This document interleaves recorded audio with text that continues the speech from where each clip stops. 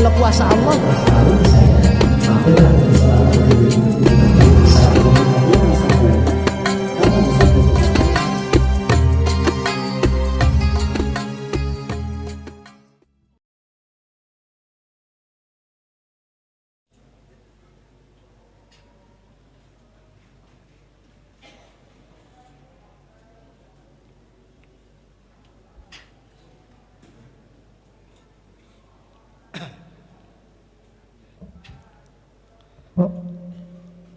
Bismillahirrahmanirrahim.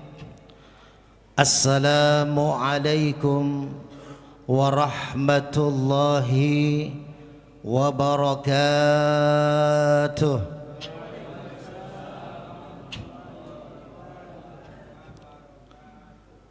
Alhamdulillahilladzi qad a'tana ni'matan katsiratan wa kabiratan lana fi hadhihi Ramadan. Ashhadu an la ilaha illallah wahdahu la syarika lah wa ashhadu anna Muhammadan abduhu wa rasuluhu la nabiyya ba'da. Allahumma salli ala Sayyidina Muhammad wa ala ali Sayyidina Muhammad kama sallaita ala Ibrahim wa ala ali Ibrahim fil alamin innaka Hamidum Majid. Pertama-tama kita panjatkan puji syukur ke kehadirat Allah Subhanahu wa taala. Sampai dengan malam ke-10 Ramadan kita masih diberikan dua nikmat besar. Nikmat iman, nikmat sehat. Karena dengan dua nikmat ini pula lah kita bisa hadir di masjid yang kita cintai, Masjid Asy-Syuhada, untuk melaksanakan sholat isya, dilanjutkan nanti sholat tarawih secara berjamaah. Tanpa dua nikmat ini tidak akan bisa kita hadir di tempat ini. Salawat dan salam semoga terlimpah kepada junjungan kita, manusia yang amat sangat sempurna, teladan bagi kita, yang telah merubah manusia minadz-dzulumati ilan nur wa minal jahiliyati ila siratim mustaqim, yakni Nabi Muhammad sallallahu alaihi wasallam. Mudah-mudahan kita yang hadir pada malam hari ini beserta keluarga kita tercatat sebagai umat yang akan mendapatkan syafaatul uzma di yaumil akhir nanti. Amin ya Allah ya rabbal alamin. Alhamdulillah kita bisa bersua. Saya Ade Permana, saya asli Priuk Pak, tinggal di Cimanggis. Baru kita dipercaya menjadi ketua bidang dakwah Forum Ulama dan aktivis Islam Kota Depok. Maka malam ini saya bersyukur melalui saudara saya Ustadz Ibnu, saya bisa hadir bersilaturahim dengan para pengurus, para jamaah Masjid Asy-Syuhada. Mudah-mudahan pertemuan kita ini diberkahi dan diridhoi oleh Allah Subhanahu wa taala.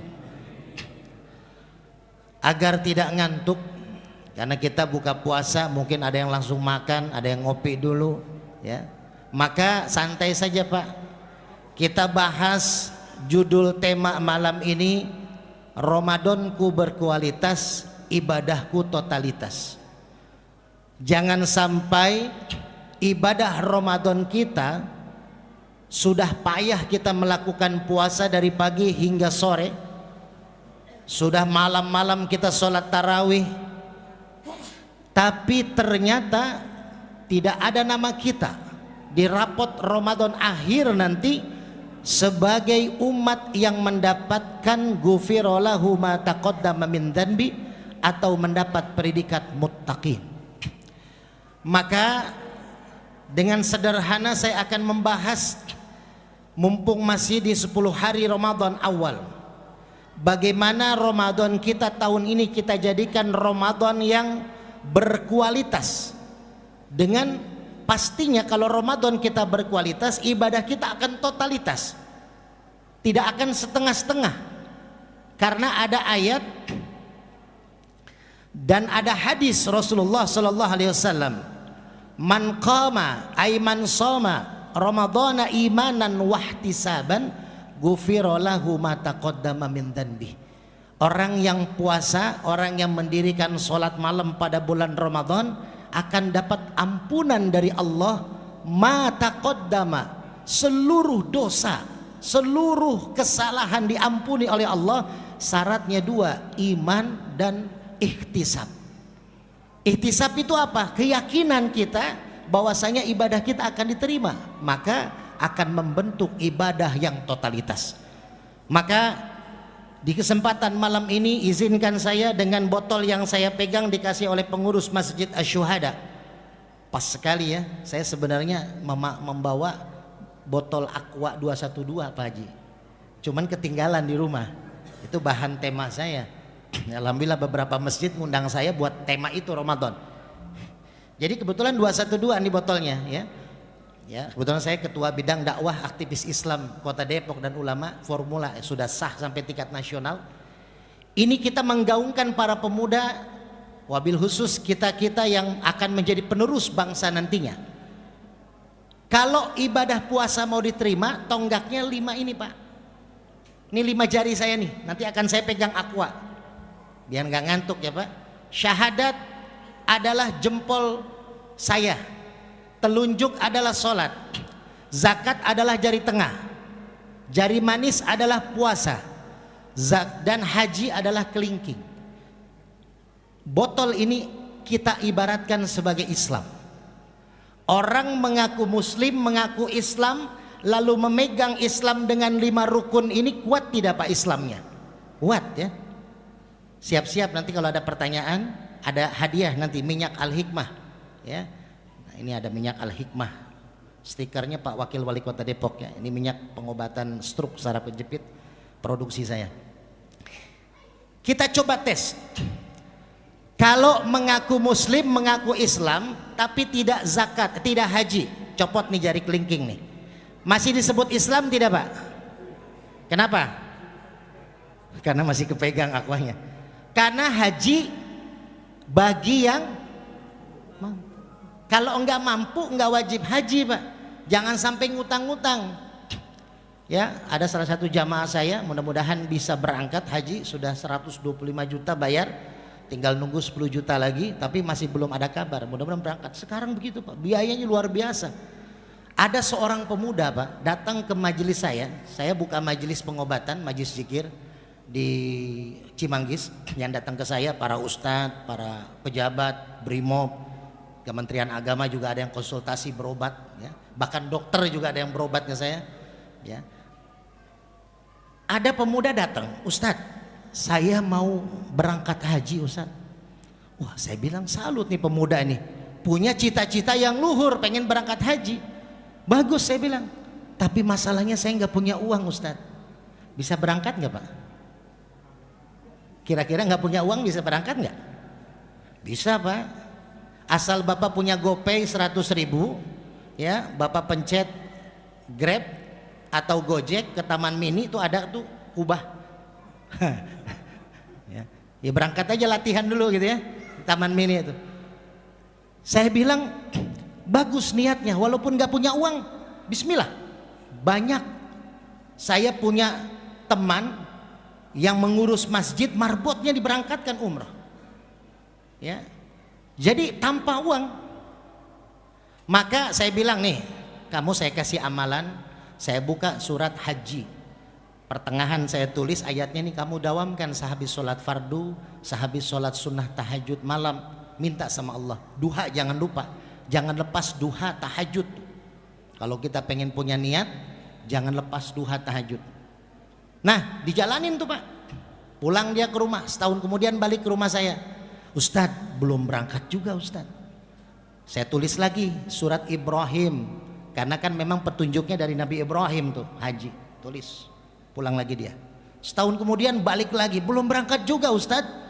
Saya tulis lagi di kertas, surat tanah, surat rumah, nih kamu jual. Ustadz saya masih bujangan Ustadz, rumah aja masih ngontrak. Oh begitu, ya sudah, perbanyak sholawat, yakinkan permintaan kepada Allah. pulang tuh dia Pak. 5 bulan balik lagi Pak. Pakai jubah putih, pakai kopiah haji ya, pakai sorbannya besar, tasbihnya kayak biksu tuh gede-gede, dilingkar di leher. Datang ke rumah saya senyum-senyum. 5 bulan.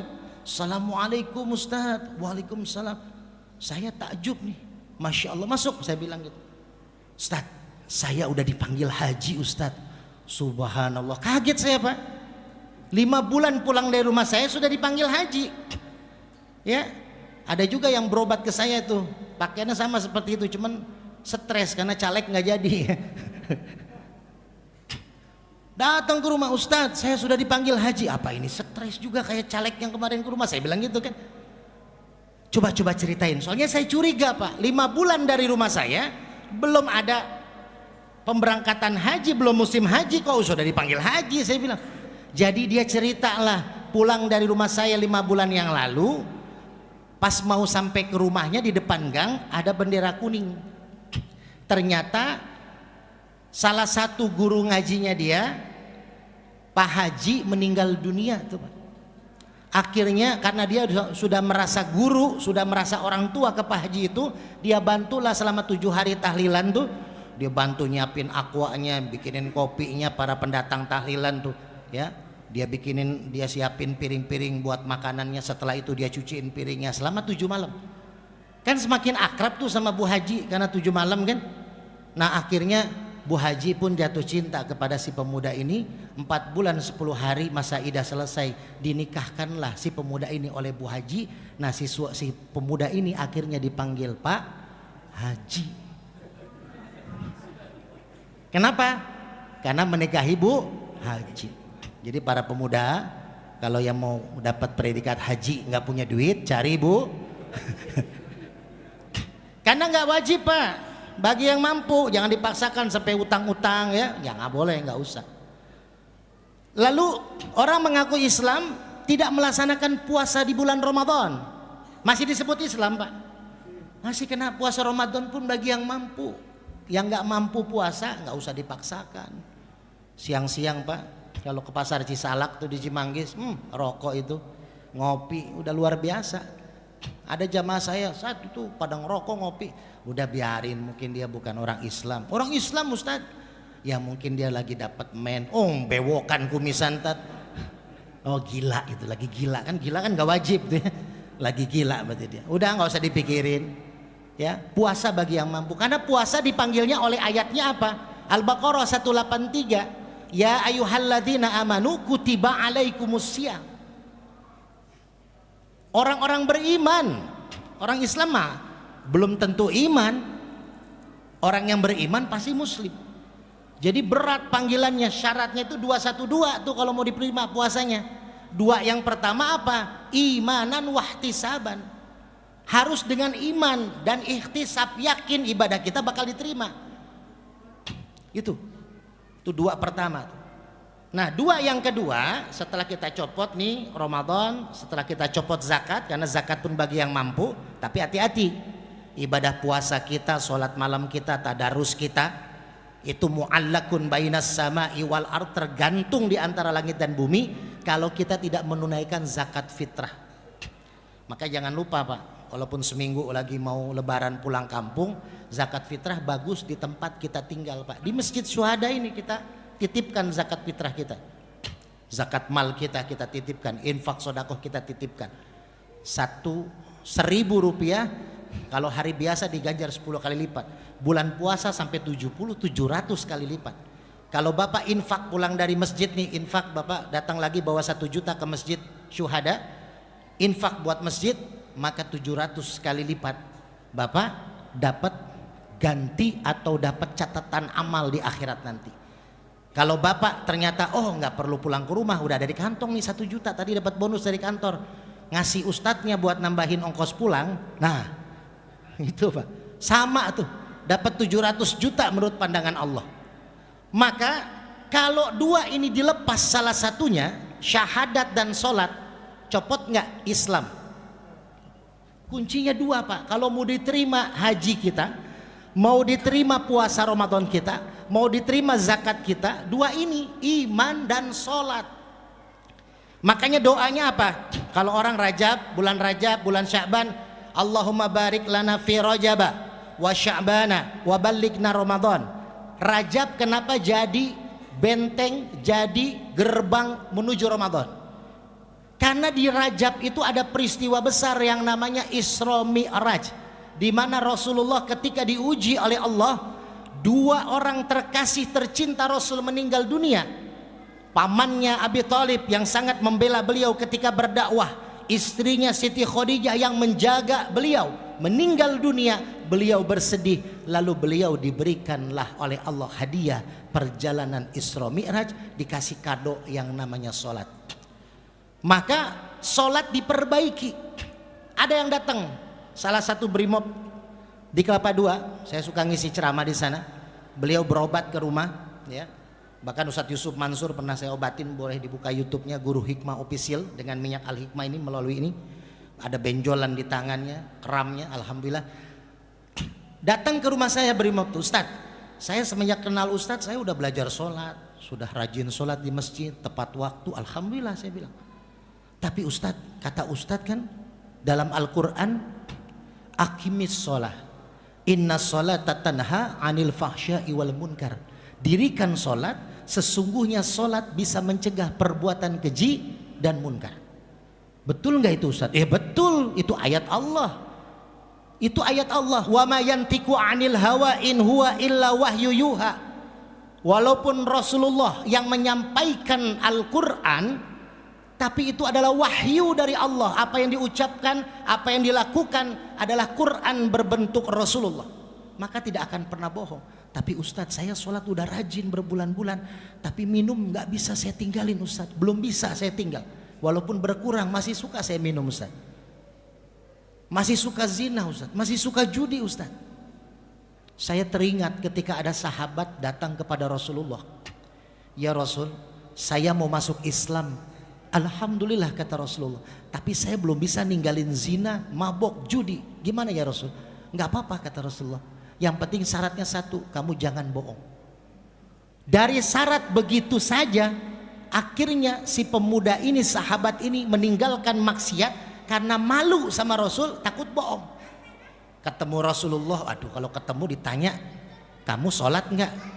Saya bilang sholat, saya nggak sholat. Saya bilang nggak sholat, nanti malu sama Rasulullah. Terus kalau ketemu Rasul lagi, kamu mabok nggak? Saya bilang enggak, padahal mabok. Saya bilang mabok, malu sama Rasulullah. Jadi malu itulah akhirnya dia berubah. Ada orang yang berobat ke saya, awalnya dia penyakitnya sering keluar darah di hidung. Setelah berobat, alhamdulillah Allah takdirkan sembuh. Lalu dia ikutanlah sama saya ngumpul di tempat saya punya rumah makan dulu di Cimanggis sebelum pandemi. Situlah ngumpul para jamaah. Lalu zikiran dia hadir, tapi dia nggak sholat. Saya biarkan berbulan-bulan. Kenapa? Karena sholat itu tidak boleh ada paksaan. Hidayah itu innaka la tahdi man ahbabta walakinallaha yahdi may yasha. Yang penting kita rakul, kita ajak, kita bikin dia suka, dia tertarik, baru dia akan melaksanakan betul-betul dari hati dia. Akhirnya dia sholatnya luar biasa. Bahkan sebelum azan dia suka lupa mau sholat duluan. Saking semangat sholatnya. Nah akhirnya si brimob ini ngomong, Ustadz bagaimana? Bener nggak? Bener. Tapi kenapa Ustadz? Nah saya renungin, oh ayatnya kamu baca sepotong, saya bilang. Aqimis sholah, inna sholata tanha anil fahsya'i wal munkar. Ujung ayatnya baca. Siapa ya? Ujung ayatnya ada. Ayo dapat hadiah minyak.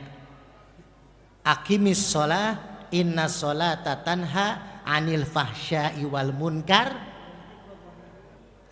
Zikrullah.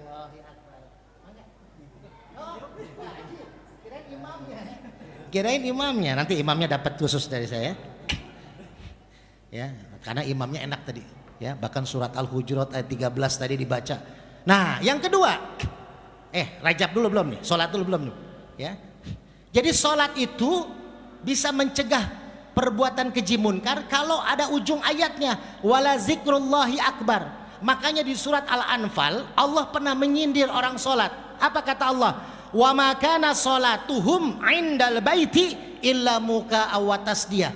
Orang yang sholat di depan Ka'bah, kata Allah mereka enggak sholat, mereka hanya bertepuk dan bersiul. Ini ada dua cerita.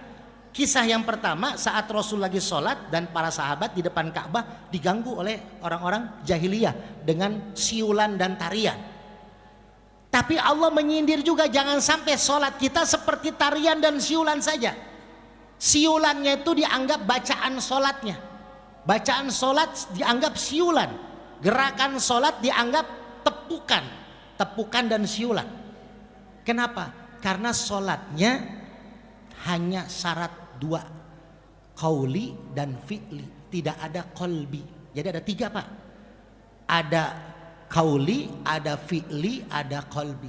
Ada bacaan yang baik seperti tadi imam enak bacanya, fi'li gerakannya sempurna nggak buru-buru, qalbi hatinya dan pikirannya ke Allah.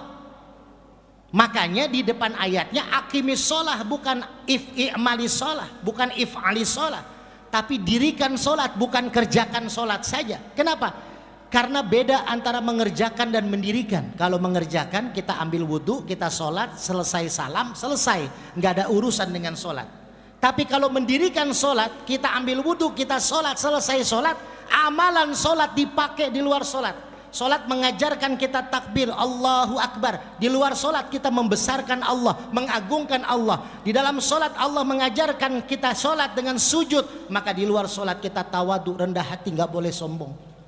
Kalau amalan sholat dipakai di luar sholat, maka sholatnya akan terhindar fahsya wal munkar.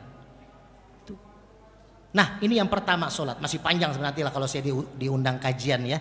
Nanti kita bahas semua tentang masalah sholat. Yang kedua, Sya'ban yang tadi dibaca oleh imam di rakaat yang kedua. Ya ayuhan nas, inna khalaqnakum min dzakari wa unsa wa ja'alnakum syu'uban wa qabaila lita'arafu. Ini ayat menerangkan tentang Sya'ban. Setelah kita persiapan Rajab sholat kita buat Ramadan, lalu persiapan di bulan Sya'ban. Apa bulan Sya'ban itu? Bulannya puasa pertama. Karena Rasulullah banyak puasa di bulan Sya'ban. Lalu yang kedua, syu'uban wa qabaila, sesungguhnya manusia kamu diciptakan dari laki dan perempuan. Kalau mau lebih jauh, kita diciptakan dari bibit yang sama, Nabi Adam dan Siti Hawa. Nabi Adam Siti Hawa punya anak 40, laki perempuan, jadi 20-20. Lalu Allah pencarkan, wa ja'alnakum syu'uban wa qabaila. Allah pencarin tuh berbangsa-bangsa, bersuku-suku, tapi untuk satu kesatuan, lita'arafu, untuk saling mengenal kembali. Maka pertemuan Nabi Adam Siti Hawa ketika turun dari surga itu di Padang Arafah. Maka untuk apa? Syu'ub, Sya'ban itu dari syu'ub, berbangsa-bangsa. Dulu bulan Sya'ban orang berkelompok-kelompok. Ini bulan Sya'ban kemarin kan berkelompok-kelompok Pak. Ya, kelompok capres 1, kelompok capres 2, kelompok capres 3. Luar biasa Pak, walaupun nggak seperti 2019 Pak. Capresnya 2 tapi luar biasa kan konfliknya. Suami istri Pak sampai cerai gara-gara beda pilihan. Istrinya milih Jokowi, suaminya milih janda muda. Cerai tuh. Nah sekarang pun akan berpecah tuh. Para ulama, para habaib, para kiai, para ustadz. Saya kebetulan di FSDKM Kota Depok, Forum Silaturahmi DKM Sekota Depok, saya sebagai penasehat diangkat. Itu grup WA itu Masya Allah, ketua-ketua masjid ya, ustadz-ustadz pada ribut, ada yang capres 1, 2, 3. Kembali di bulan Sya'ban, syu'uban, kita berkelompok, tapi disuruh lita'arufu, untuk mempersatukan kembali agar nanti di bulan Ramadan kita sudah mempererat silaturahim. Karena kata Rasul, nggak akan diterima puasa kita kalau masih ada sengketa terhadap orang tua dan anak, kalau masih ada keributan antara suami dan istri, kalau masih ada perdebatan antara teman, sahabat, kerabat. Nah Bapak Ibu yang dirahmati Allah, 2 pertama syarat mau diterima Ramadan kita adalah dengan iman dan ihtisab. Lalu 2 yang terakhir, kalau kita mau punya keinginan, kalau kita mau punya maksud hajat, maka buka dengan syahadat, tutup dengan sholawat. Ini masuk kepada hikmah. Makanya saya kalau dilihat di YouTube saya, Guru Hikmah Official, saya di masjid-masjid di Kota Depok bahkan di Jakarta, itu kajian-kajian saya itu tentang hikmah. Jadi pakai kitab misalkan Riyadhus Shalihin, tapi saya bahasnya ke dalam-dalam hikmah. Jadi ada pengobatannya, ada terapinya. Itu kalau Bapak Ibu misalkan sakit, minta sama Allah, minta syariat ke dokter, bikin air doa zikir. Itu buka dengan syahadat, tutup dengan sholawat. Kalau tidak percaya, Bapak Ibu coba di rumah. Nanti kalau saya diundang lagi, saya akan ceritakan 4 hal biar tempat kita bisa diijabah doanya sama seperti Ka'bah. Ada rahasianya, ada 4 rahasianya. Nanti ya, takut bahannya habis, nanti nggak diundang lagi. Jadi 2 terakhir tuh buka syahadat, tutup sholawat. Nanti penerangannya nanti. Yang terakhir, yang tengahnya adalah 1 Allah Azza wa Jalla. Apa yang kita niatkan, apa yang kita kerjakan, kita niat hanya mendapat mencari ridho Allah. Saya pesan kepada para ustadz. Ini para ustadz di Depok banyak yang mendagangkan minyak al-hikmah saya ini. Saya bilang ini hanya wasilah, yakin kepada Allah. Bahkan dokter di Sukmajaya, di kliniknya dipasang minyak ini buat pengobatannya. Ya, bahkan wakil wali kota pesan 1000 botol dengan foto dia. Beberapa dokter juga banyak yang pesan, para ustadz banyak, ketua masjid juga. Tapi saya bilang ini adalah wasilah, yakin kepada Allah. Walaupun di situ ada minyak herbal, di situ ada zikiran, ada propolis, ada gamat, minyak sereh, ada minyak kayu putih, ada minyak habatus soda. Tapi intinya itu hanyalah bahan. Yang paling utama setiap kita melakukan tindak laku, inna sholati wa nusuki wa mahyaya wa mamati lillahi rabbil alamin.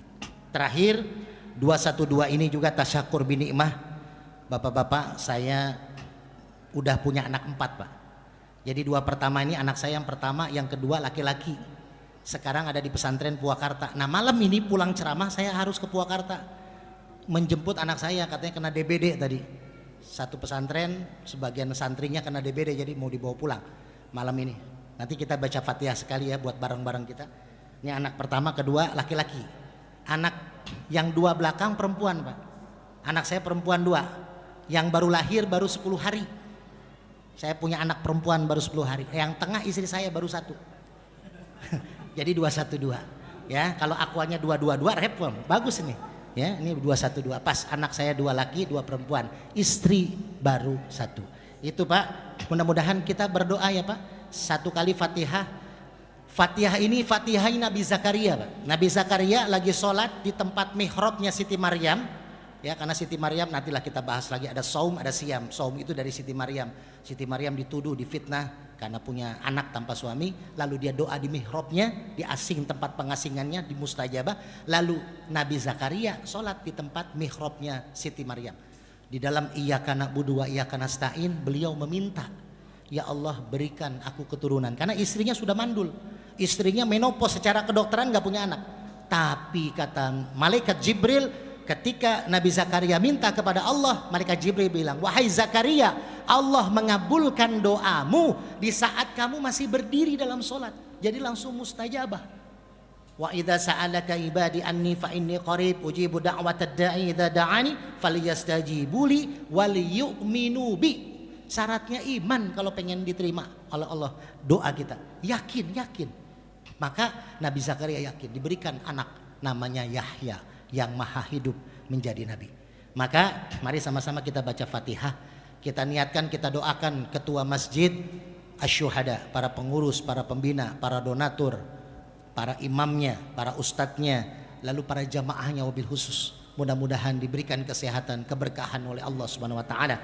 Mudah-mudahan apa yang kita infakkan, harta kita, tenaga kita, pikiran kita di masjid ini menjadi jariah kita di akhirat nanti. Dan mudah-mudahan ibadah Ramadan kita dari awal sampai akhir diterima oleh Allah Subhanahu wa taala. Dan saya minta doa, mudah-mudahan anak saya yang kedua, Muhammad Syamsi Zikri Permana, yang ada di pesantren yang kena DBD, yang mau saya bawa balik pulang, mudah-mudahan diberikan kesehatan oleh Allah Subhanahu wa taala. Kita pun yang sakit mudah-mudahan diberikan kesehatan. Yang punya hajat diberikan kelancaran dari hajat-hajatnya.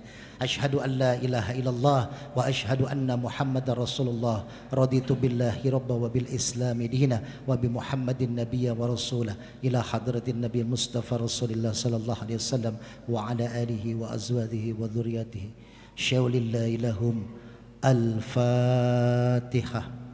A'udzu billahi minasyaitonir rajim. Bismillahirrahmanirrahim. Alhamdulillahi rabbil alamin. Arrahmanir rahim. Maliki yaumiddin. Iyyaka na'budu wa iyyaka nasta'in.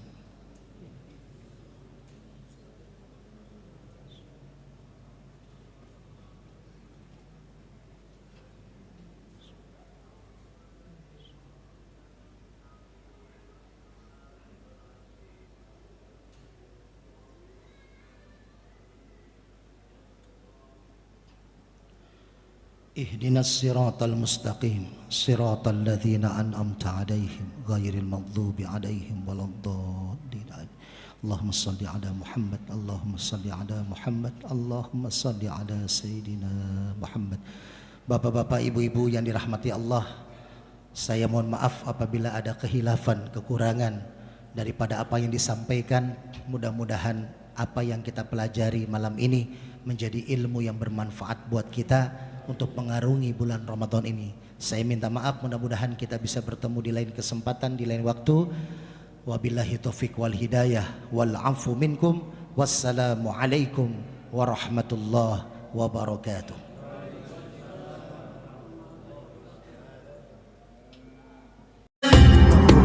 Hamil istri. Kalau kuasa Allah